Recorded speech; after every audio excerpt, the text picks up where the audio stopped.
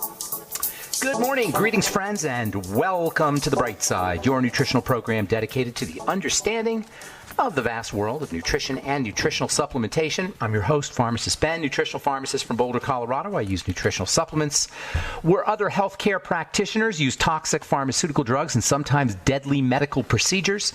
If you suspect that there are natural nutritional roads to your health and vitality and well-being and to addressing your health challenges, whatever they may be, but you don't know where to begin, you have come to the right place. As you listen to The Bright Side every day, you are more and more in control of your body, you are more and more knowledgeable, and you know you can overcome any health challenge. That is why we are here every day on The Bright Side, helping clear up the sometimes confusing world of nutrition and nutritional supplementation. Over the last 32 years of practicing pharmacy, I have seen drug-free recoveries from diabetes, hypertension, obesity, skin diseases like psoriasis and eczema and acne and rosacea, digestive ailments, autoimmune issues of all kinds, recoveries that by the standards of modern medicine can only be called a miracle. But what is in the world of the body, what is in the world of biology, standard operating procedure. Because the human biological system is a healing system, it's a regenerating system. It is designed divinely to heal and renew itself on a moment-to-moment basis, and while some folks may call that a miracle, it really is just the way the body works. If you have questions about health, nutrition, prescription drugs, if you want to wean yourself off your meds and get on a good nutritional supplement program, we are here for you. If you have questions about the longevity products, formulations, ingredients, the health challenge, 844-236-6010 is our number, 844-236-6010. Likewise, if you have a success story you'd like to share, or if you want to comment, 844-236-6010. We'll take your calls at the bottom of the hour, or in our next segment. We have a guest at the bottom of the hour. Dr. Jamie Kaufman is going to be talking about her book, Acid Reflux in Children, how healthy eating can fix your child's asthma, allergies, obesity, nasal congestion, cough, and croup. This is very interesting. We talk about this all the time, and if you've been listening to this program for any length of time, this should come as no surprise to you, but most of the world doesn't know this. So Dr. Jamie Kaufman has a book called Acid Reflux in Children that is going to freak people out. They're going to be like, you mean my kid doesn't have to take Zantac? You mean my infant doesn't have to have pediatric Zantac that comes in a bottle because my baby can't swallow pills so she can get her Zantac in liquid form? How shocking. Most people don't know this. Most people don't know that if you have heartburn, whether it's you as an adult or a child, if you have acid reflux, you got a food problem. In fact, most people don't know that no matter what your health challenge is, probably somewhere down below, you've got a food challenge. That's why we talk about food and digestion so much on this program. I do not believe you can have a health program that does not focus on food and digestion. And it's not because I'm a foodie. It's because that's just where the rubber meets the road. It's where the inside world becomes the outside world becomes the inside world. So it makes perfect sense that that's where all problems would begin. The importance of the digestive system when it comes to health it's impossible to overstate. It's the core of it all. In Chinese medicine, they call it the triple burner, the center of your belly. When you're a kid playing basketball, they tell you focus on the center, focus on the belly. Belly doesn't lie. So we've been talking about stomach acid, importance of stomach acid for digestion. Dr. Kaufman's going to be talking about too much stomach acid, I imagine. Hopefully she won't give you the party line. We talked to Dr. Kaufman before. Anyway, if you have GERD, esophageal reflux disease, it's not a question of too much acid. It's a question of a loose sphincter. It's a sphincter problem, and ironically, because the sphincter tightens in the presence of acid, sometimes too little stomach acid can actually be the cause of acid reflux. Acid plays a role in nutrient absorption. Acid plays a role in killing bacteria and pathogens, microbes. And acid plays a role. Stomach acid plays a major role in the health of the digestive system downstream. Acid in the stomach, or the lack thereof, is going to affect the digestive system at the level of the pancreas, at the level of the gallbladder, at the level of the liver, and at the level of the intestine, the small and the large intestine. So acid it's impossible to overstate how important this is at the level of the stomach, because not only are you not going to be able to absorb vitamin B12 and your minerals, not only are you going to be at higher risk for bacterial infections, but you're not going to be functioning, your digestive system isn't going to be functioning maximally downstream. Quick digression on acid. Acid is measured on a pH, on a scale, they call it the pH scale, 0 to 14. 0 to 7 is the acidic side, 7 to 14 is the non-acidic side, technically the alkaline side or the basic side. Acid is like a fountain. Alkaline is like a vacuum. Acid throws energy out. Alkaline sucks energy in, and they go together, throwing out and sucking it in. That's why you have acid base. I think of acids like a fountain. Stream of energy. Electrical energy, by the way. Acids are made up of two parts. You've got a positive part and you've got a negative part. Positive part in an acid is technically just hydrogen. The negative part, that's the electrolyte. And how fast the electrolyte, the electrical part, jumps off the hydrogen, that's how strong your acid is. So chloride and sulfate, they split off really super readily, and that's why hydrochloric acid and sulfuric acid are such powerful acids. If the stuff splits off quickly, you've got a really strong acid. So 0 to 14 is your acid scale. Basically 0 to 7, or the lower numbers, mean you're throwing off energy. Stomach acid's got a pH of 1.5 to 2. That's pretty darn acidic. That means it's throwing off energy. The stomach acid is throwing off energy really quickly, and obviously you need that because that throwing off of energy helps break down foods. That throwing off of energy also, by the way, electrifies foods. It makes foods more electrical. That electricity in the foods creates this energy that liberates everything. That's how acids work, to liberate vitamins and proteins and other nutrients from the food. Stomach acid, I'm getting into the weeds here, I know, but just the bottom line here is stomach acid's important stuff. And, as I say, stomach acid is important for what's going on downstream, especially around bile secretion and especially around the small intestine. There's a condition called SIBO, which if you have not heard, you will start to hear. It's pretty much set to be the fashionable disease of the week. Every week there's a fashionable, or every year there's a fashionable disease state.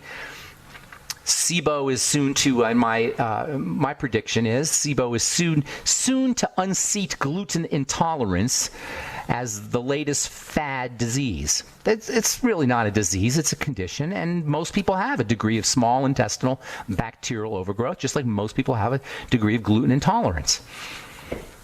So anyway, this condition SIBO, this small intestinal bacterial overgrowth, it can be a real nightmare for folks, especially around gas and bloating. If you have gas and bloating after you eat certain foods, pretty much you can rest assured you've got some degree of small intestinal bacterial overgrowth, especially if you find that after you eat starchy foods or sugary foods, dried fruit, things that have high concentrations of sugar, if you get gassy or bloaty after that, or you have bowel movement problems after that, pretty much you can rest assured you're dealing with a small intestinal bacterial overgrowth, some degree of it. SIBO, small intestinal bacterial overgrowth, can also lead to acid reflux, GERD. The disease state that you would take Zantac or Tagamet or an antacid for can be backtracked, sometimes at least, to SIBO, small intestinal bacterial overgrowth. These bacteria make gases, and these gases create a pressure upward that can result in acid being expelled through the sphincter that connects up to the esophagus. Under ordinary circumstances, when food is in the stomach and acid and enzymes are sloshing about in the stomach as the body attempts to digest the food, this sphincter, it's called the lower esophageal sphincter, or the LES. It connects the stomach to the esophagus. It's supposed to stay shut. When your stomach is sloshing around, crunching up the food, doing all of its food grinding and secretion of juices, this makes sense. The sphincter is supposed to stay shut.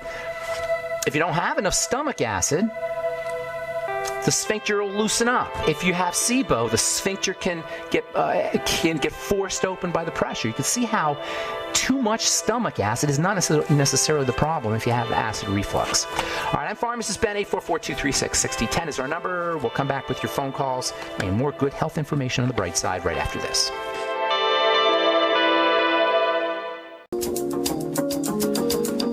Okay, we are back on the bright side. I'm Pharmacist Ben. Please check out our websites, brightsideben.com and pharmacistben.com and criticalhealthnews.com for all the longevity products. You can check out our archives also if you miss a program, and you can search for particular subjects, topics that you may have missed at benfuchsarchives.com and brightsideben.com. And of course, you can also click on the Join the Team link at brightsideben.com, pharmacistben.com, or criticalhealthnews.com if you want to start a longevity business. If you're a health-minded person, if health supplementation has helped you or a loved one in your life and you want to pay it forward, if you like being in the health business, if you're looking for a business to start, if you're an entrepreneur, check out the longevity business opportunity by clicking on the Join the Team link at brightsideben.com, pharmacistben.com, or criticalhealthnews.com. For a one-time $25 fee, you can be in business for yourself. You can also call 866-735-2470. 866-735-2470. Also want to remind you to check out our Truth Skin Health products at truthtreatments.com. Truth Retinol 5% gel made with vitamin C and retinol and our transdermal delivery matrix, and that's it. No preservatives, fragrances, fillers, waxes, emulsifiers. Nothing your skin doesn't need or doesn't want in any of our Truth Treatment products. You can check them all out at truthtreatments.com, truthtreatments.com. Got Dr. Jamie Kaufman coming up at the bottom of the hour. We're talking about acid reflux in children. We will take your calls in this segment at 844-236-6010, 844-236-6010. And let's say good morning to Richard in Florida. What's up, Richard? Hey, Ben. I was calling because my sister was just diagnosed with AVM. It's arteriovenous malformation. I'm sorry, you're cutting out there. AVM, you said? Yes, AVM. Oh, okay. And they're planning on doing radiating the area to basically cauterize the problem spot. And I know there's a risk of hemorrhage, brain hemorrhage and all that. What I was asking for, because I started reading the book by Dr. Tom Levy that you recommended, Primal Panacea. Primal Panacea. Yeah. And I wasn't sure if high doses of vitamin C would help. Wouldn't hurt. Yeah. Yeah, it wouldn't hurt. Any other? Once they're all tangled, AVM for the listeners is basically just a tangle of circulatory vessels in the brain. And usually when that happens, the brain, when you have out of control blood vessel growth, it has to do with the fact that the body's trying to get oxygen, the brain's trying to get oxygen. So it's very possible that the tangles are caused by a lack of oxygen to the brain. They can, of course, also cause a lack of oxygen in the brain. That's why they got to do something about it. Once they're tangled up like that, I don't know necessarily that you're going to be able to handle it nutritionally. I can't say yay or nay. It doesn't sound like you would be, and maybe that she does need to do that. However, what she should be doing, once she does have the procedure done, which is definitely a serious procedure, she needs to be making absolutely positively sure she's taking care of herself after that. How old is she? She's 58. Okay. Smoker? No. Any other health challenges that she's dealing with? No. I mean, she's had a bout of cancer in the past. Okay, well, yeah, that sounds like a health challenge. Here's the deal: cancer is also caused by a lack of oxygen. Sounds like long-term chronic inflammation, and I'm guessing that starts at more than likely it's going to start at the digestive system level. But it sounds like she has a chronic inflammatory condition going on in her body. That means that the body's in a constant defense mode. That would cause the tangles for sure. It would cause the cancer for sure. She's got to have other things going on. I'm not saying that to be mean or to pick on her. I'm saying that because those represent places that she can observe her how effective her protocols are. If she gets better, if she notices her symptoms and then her symptoms improve, she knows she's on the right track. She can doctor herself. But first, you got to see, you got to spot problems so you know how to you have a diagnostic tool for yourself. You got to be able to spot problems so you know if you're improving or getting worse. If you don't know you have any problems, you don't have a diagnostic tool. You can't see if you're getting better or worse. You follow me? So I'm not picking on her. So you just got to find these things. So if she has a history of cancer, there's got to be other things going on. These things do not occur in a vacuum. AVM does not occur in a vacuum. It's a sign of long-term issues. And that means that she's probably missing things. I'm not beating her up or beating you up, trying to be mean. I'm just saying these represent places to look. Okay? So I'd be starting off, I'd be pounding nutritional supplements, especially vitamin C, anything for the blood vessels, magnesium, bone broth, using bone broth protein, the Mighty 90, of course, Ultimate EFAs. That goes without saying. I get her on the Healthy Start Pack. I'd be sipping on the Beyond Tangy Tangerine. Might want to throw in some Fucoid Z and some niacin. And the chances are pretty good if she's a standard American. I'm assuming she sounds like a standard American that her blood sugar's off. So she probably wants to start working with that. And then don't underestimate cortisol lowering. And that comes from not just supplementation, but also things like slow, deep breathing, slow, deep rhythmic breathing, SDR breathing, as I call it, relaxing the body, mental and emotional strategies. I mean, you don't want to focus on the AVM. The doctors will focus on the AVM because they get paid for that. They get paid to be specialists. Only people who care about special issues and special diseases, I should say, are specialists because that's how they get paid. But AVM and cancer are part of a syndrome of the body in duress. It's called duress syndrome. I just made that up. But that's basically what it is. It's duress syndrome. A syndrome is a bunch of symptoms that all fall under one umbrella problem. Like metabolic syndrome falls under the umbrella problem of blood sugar issues. The syndrome, leaky gut syndrome, all the symptoms fall under the umbrella of a leaky gut. She has duress syndrome. That means the body is in duress. Calm the body down with supplements, eliminating problem foods, and mental and emotional relaxation strategies. Hey, I got a couple more calls I want to get to. I hope I helped you out there, Richard. Thank you so much, buddy. Thank you. Okay, Mary in Missouri, what's going on? Good morning. What's up? Ben, do you have an opinion of Angioprim? It's a product for hardening of the artery. Yes, I know about Angioprim. It's basically amino acids. It's a chelating product. You use N-acetylcysteine. Save your money on the Angioprim. Use N-acetylcysteine. And anything with sulfur and selenium, for that matter. That's what I would do. Angioprim's okay, but it's just pricey amino acids. I want to get one more call in, Mary. Hope I helped you out. Thank you so much. Mike in New York, you get the last word, at least until we talk to Jamie Kaufman at the bottom of the hour. What's up, Mike? Mike? Uh-huh. Hey, Mike. Am I on? You are on, but you got about 30 seconds or 60 seconds. Oh, I do apologize. Yes, no, anything about sebaceous gland prominence on the genitals, like penis area, and would that be about skin? The same things you apply to other skin, or is that? Yeah, it's skin. That's exactly right. It doesn't matter where it is. It's just skin is skin is skin. Do you have any other skin? Is it for you? Oh, yes. Any other skin issues? Yes. From your research, I think I have liver acne as well. I would be guessing, it sounds like when you have sebaceous issues, either sebaceous hyperplasia or any sebum issues, first thing you want to focus on is insulin and testosterone and insulin, those two. So I'd be working on the blood sugar. Do you have... I'm taking DIM. Is that okay? Or I'm sorry, taking what? DIM.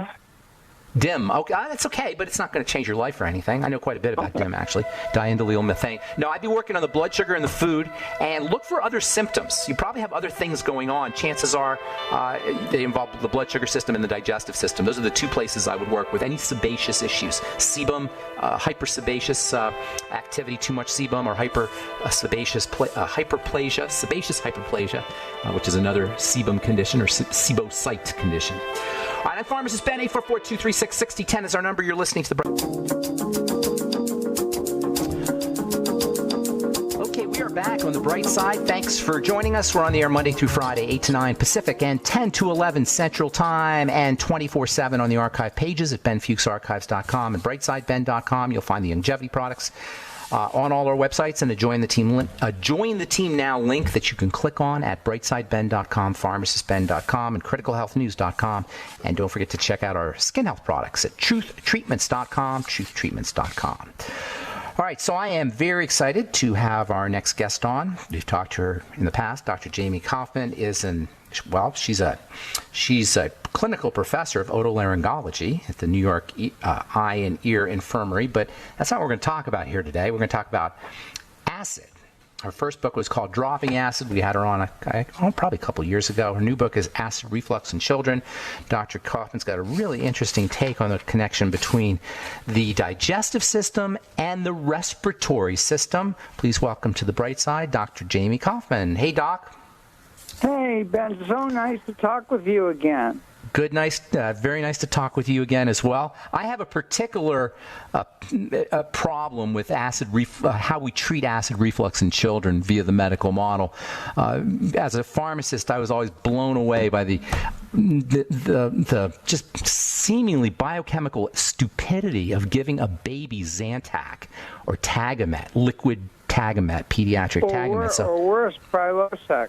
Or Prilosec, these acid inhibitors in babies, literally infants who are just home from the hospital. So your book caught my attention, but you also have some other things, very interesting things to say about a kind of unusual connection. I hadn't heard this connection before between heartburn and the respiratory tract. So once you get into this, well, first of all, why don't you talk about acid reflux in children real quick, and then we'll get into the idea of the relationship between heartburn and the respiratory system.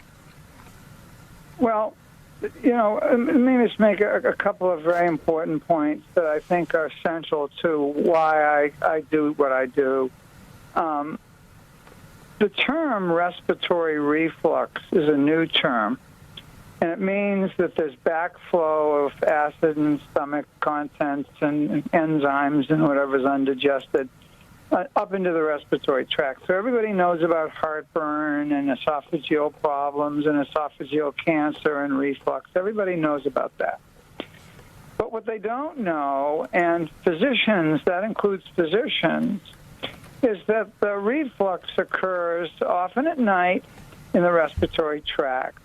So once it comes up into the throat is like Grand Central Station, and it can go on the vocal cords, it can go in the nose and the sinuses, it can go in the trachea and cause the bronchitis and tracheitis, and it can go in the lungs. So my experience now spans 40 years. I estimate that I've seen roughly 200,000 patients in my lifetime with respiratory reflux. So you're actually... The diagnosis is respiratory reflux. That's an official diagnosis now? Yes, and the term that I introduced all the terms. The first term was laryngopharyngeal reflux, and the larynx and the pharynx are the voice box in the throat. The problem with laryngopharyngeal reflux, or LPR, is it's a mouthful and it's not very intuitive for people who aren't physicians. So that's when respiratory reflux came along. And so that term has now been in use about 3 years. And so we divide it into two types of reflux. Esophageal reflux, those are the people who have heartburn and indigestion. And people who have respiratory diseases have respiratory reflux if they have reflux. And I'll give you a quick example before we start talking about the nuts and bolts. A young woman worked for me, had a 7-year-old child with asthma. And I was getting calls at least once a month. I'm going to be in late. We were in the emergency room last night with my child's asthma. So in discussions with her about her diet and the child's diet, I realized the child was getting chocolate milk and ice cream before bed every night. And I said to her, the dinner finishes early, like 6 o'clock, and then there's homework, reading, bath, television, and no more food before bed. And the child's asthma went away. You're a miracle worker, I bet they thought. It sounds like a miracle. It's common sense. It's not a miracle. I get that. I get that, but it sounds to most people miraculous, because why wouldn't she think, ahead of time, hey, maybe it's something the kid's eating, but we don't think that way as a culture. So when somebody comes along and says, stop the chocolate milk and the ice cream and the problem goes away, it sounds miraculous. By the way, is snoring and apnea, sleep apnea, are they related to this respiratory reflux condition? Let me make a comment to you that's even broader since I'm old. When I grew up, my mother put dinner on the table at 6 o'clock. There were no fast foods. There were no soda machines. All the foods came local, even the chickens. We went out to eat once a month, usually to Valley Steakhouse or for Chinese food. And in those days, there was very little obesity. There might have been this little one, fat guy. There was no diabetes. There was no esophageal cancer. There was no asthma. I mean, all of these diagnoses were uncommon. And today, our children, they're born mostly healthy. But by age 3, almost all of our kids have something. I mean, go to a playground and listen to the kids with hoarse voices, snorting, coughing. And so you recognize that something big has changed. And what's happened is the American diet has changed in the last 40 years. 40? How about the last 100? Well, it wasn't so bad when I grew up in the 60s. I mean, but how it's changed a lot, though, from our evolutionary past, how we used to eat in the last 200 years, I think we used to be, we were plant eaters. Yeah. For the most part. I personally, I'm vegan, by the way. And we ate meat, though. We ate meat. I mean, meat. No, I'm saying from an evolutionary perspective, people ate meat, but it wasn't as much. That was harder to find meat. Certainly wasn't like at every meal. They didn't eat meat very often. They were mostly, I mean, if you go back and read The Naked Ape by Desmond Morris, which I read recently and found fascinating, we were pretty much vegetarian, and the hunting came later as weapons developed. And the weapons were developed also to protect the tribe. I mean, it was complicated. But if you look at all the biggest animals, I mean, the gorilla and the giraffe and the elephant and the rhino, all these are vegetarian, actually. But they have special digestive systems that allow them to eat all that grass and foliage. No, they don't. They have the same digestive system we do. Okay. All right. So how about the only grass eater? By the only exclusive grass eater is the Canada goose, and we got lots of them on the golf courses now. Okay, so back to the whole idea with children. Is this these conditions that you're talking about? These affect children as well as adults, and like things like allergies, obesity, asthma, autoimmune disease. Would you say that that's all related to this whole notion of respiratory reflux? Absolutely. Let me just make a too. comment. In adults, about half of adults have what we call silent reflux. And the term silent reflux means you don't have heartburn or indigestion. You don't know you have reflux. Doc, we got to take a break. Hang on. That's a great concept. I want to talk about that when we come back. Don't go away. I'm Pharmacist Ben. You're listening to The Bright Side. We're talking to Dr. Jamie Kaufman. Her book is Acid Reflux in Children. We'll be back right after this.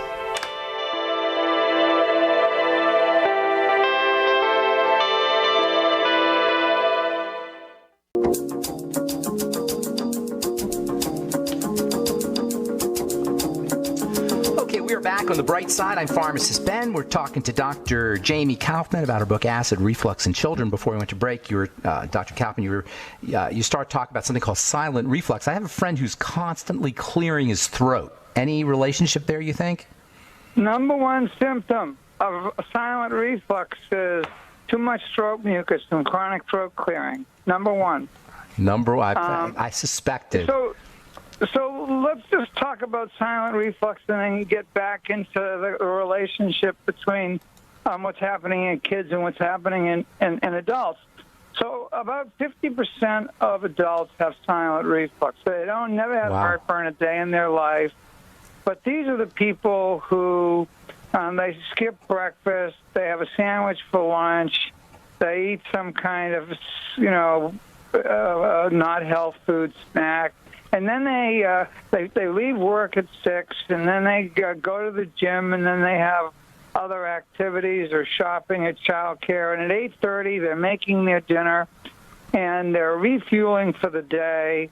and then they finish dinner and they go on the sofa and they watch TV. Then they get up to have some ice cream or cookies or some dessert later, and then they go to bed. So all of those people reflux at night while they sleep. And during the night, the acid and enzymes stirs up trouble, be it in the nose, throat, or even the sinuses and the lungs. And so the three biggest misdiagnoses in America are allergy, sinusitis, and asthma. For children, all of them are silent reflux. Doc, before you go. So the three biggest misdiagnoses, allergy, sinusitis, and asthma, are you saying those are really silent heartball or silent reflux? They're really silent reflux, yes. Right. Wow, okay, and let me great. by the way, let me talk about asthma for a minute. If you know if you have asthma or you know someone who has asthma, ask them this question. During an attack, do you have more trouble getting the air into your lungs or out of your lungs? If you have trouble getting air into your lungs, it's reflux. Only trouble getting air out of the lungs is actual asthma. And by the way, reflux can stir up actual asthma as well. For almost 80% of people who have real asthma, lung asthma, they also have reflux as a trigger. So reflux is huge, and respiratory reflux is bigger than, it's so big it's almost invisible. Okay, I want to get into kids, but I want to just really get to, I want to make sure we get this point. In my opinion, and I want to see if you agree, reflux is mostly a food condition. Correct. Okay, so it's food choices. If you have a reflux issue, your most powerful leverage point is going to dealing with it is going to be your food choices. Correct? No question. Okay, it's awesome. But not only what you eat, when you eat it. So this How idea of I had a guy who ran a big restaurant here in New York, manager in Midtown. So at 11 o'clock, he walked out the door. And by midnight, he had gone home, had dinner, and gone to bed. And all we had to do to fix his reflux is to make him stop and eat dinner, be served dinner by his own staff at 5:30. And so the late-night eating is the number one risk factor for reflux. Gotcha. When you say timing, you're talking about late-night eating. Right. Okay, got it. So between late-night eating, or eliminating late-night eating and changing your food choices, your reflux should go away. Yeah, and in kids, let's list some more symptoms. The cold that never goes away, recurrent croup, chronic throat clearing, raspy voice, poor sleep, chronic sore throat. And these, by the way, are kids the medicines don't seem to help. And so you might as well add, problems with the tonsils and problems with the ears and the tubes, because the reflux affects all of these areas. And so diet is crucial. By the way, one of the big problems we have today is the generation of people that are having kids now grew up with fast food. So they're leaving soccer practice at 8:30, and they're stopping, at some fast food restaurant. Yeah. Okay, so you've seen lots of kids with this condition, I imagine. What foods do you find are common triggers or foods that need to be eliminated? Just if you're going to rule of thumb, if you're going to eliminate certain foods, what would you say for kids? Well, there's another piece to this. The answer is I don't recommend milk for kids. When I was started, I have a farm in North Carolina where I have children and grandchildren. And I'd call my daughter-in-law, and she'd say, do me a favor, pick up a gallon of milk and 2 boxes of Juicy Juice. Well, that ship has long sailed. The children now come, and they put their initials on a big plastic cup when they go to the ice maker and when we have dinner. So drinking water as opposed to soft drinks and milk. And by the way, the American Academy of Pediatrics recommends no juice for children under 1 and 4 ounces of less per day. Same here on this program. For older children. Yeah. Big problem, juices. So what your children drink is important. Limit the fast food. Limit the high-fat foods. And be careful. Sugar addiction is a big problem, but sugar is like a Trojan horse. They want the sugar, but all the fat comes with it. Trans fats are coming out of fast foods by law by the end of next year. It used to be loaded with trans fats. But so you want to start thinking about the idea of, 5 servings of fruits and vegetables a day. You want to start limiting red meat, the idea of, cheeseburger and fries and a Coke is not a meal that's healthy ever for anybody, really. So that you start thinking differently about food. I personally think that taking your children to the grocery store is a really big event, and stay out of the middle of the store because all the good, healthy stuff is usually around the periphery. And so you want to, they're going to go, oh, I didn't know you like grapes. Oh, you really love bananas? Have you ever had an avocado and you make an avocado on toast with a little olive oil?